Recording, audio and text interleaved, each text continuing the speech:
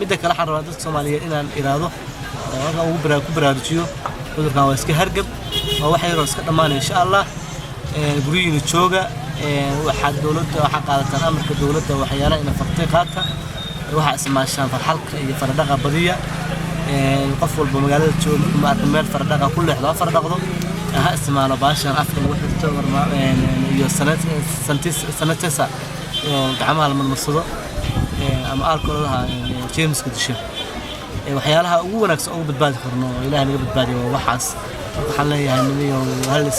halis ilaaliyo baalku wuxuu yahay qofkii calaamadahaas qala dareemana guriga iska joogo dadka ha yiraahdo iga fogaada dumarka kale haday isku arkaan ragga haday isku arkaan kala fogaada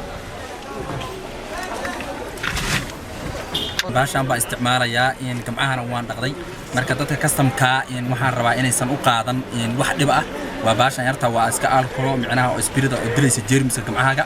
marka in taksiilayda waa dad mahadsan oo micnaha qaabkay ula dhaqmayaan dadka customka wax kasta way u soo diyaariyeen marka aysan u qaadan hooyinka Soomaaliyeed iyo abooyinka inaysan micnaha la amrayo ama si qalad ah aysan u qaadan laakiin laga hortagayo xanuunkan dilaaga ay faafaya ee coronavirus shaqadii guriga qof walba guriga iska jooga dadkii wax gadan jiray ama waxa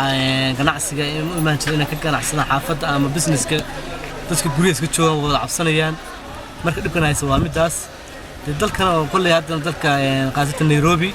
iyo Mombasa Kilifi Kwale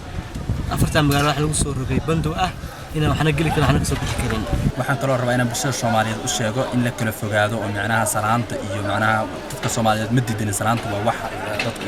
isjecel waa dadka Soomaaliyeed inta badan salaamo ismarxabeeyo laakiin waxaan kaloo u sheegaynaa hadda xanuun baa jira faafaya marka in salaanta iyo maartay isku soo dhawaanshaha iyo habka iyo waxaas maartay Soomaalidu inta badan ay yareyso say macnaha aysan u faafin xarunkan khatarta ah ee adduunka ka yaabiyay marka intaasan bulshada Soomaaliyeed u sheegaya wacyigelin ahaan marka taasna dib kale sii keentay ninka soo adeeno fiicanta anaga in taas in la sameeyo goos marka laga fiiriyo marka xagga laga reebo qofka ganacsiga iyo macnaha becsharada wadanka marka la fiiriyo way xuntaa laakiin marka la fiiriyo oo kale ammaankeena caafimaad ahaan una fiicanta in wax walba lagu doomiyo si loo joojiyo inuu cudurku faafo marka xalku wallahi waa xun yahay midda kale waxaan rabaa dadka Soomaaliyeed inaan iraado oo ku baraarujiyo cudurkan waa iska hargab oo wax yar oo iska dhamaanay insha Allah guriga jooga waxa dawladda waxa qaadataan amarka dawladda waxyaalaha in faqtay qaadka waxa ismaashaan farxalka iyo faradhaqa badiya qof walba magaalada jooga ma arkin meel faradhaqa ku leexdo faradhaqdo aha ismaano baashan afka lagu xirto iyo sanatesa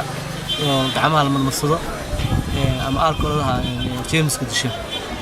waxyaalaha ugu wanaagsan oo badbaadi karno Ilaahay naga badbaadiyo waxaas waxaan leeyahay niyo halis ilaaliyo baalku wuxuu yahay qofkii calaamadahaas qala dareemana guriga iska joogo dadka ha yiraahdo iga fogaada dumarka kale haday isku arkaan ragga haday isku arkaan kala fogaada